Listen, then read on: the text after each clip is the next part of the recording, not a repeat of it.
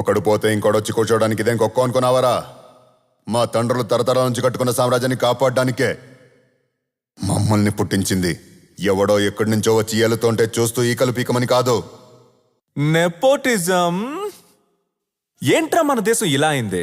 ఎక్కడికెళ్ళిన recommendation, donation, domination, influence, లంచ్, నాన్న పేరు పేదోళ్ళ పిల్లలు ఏం పీకాలి?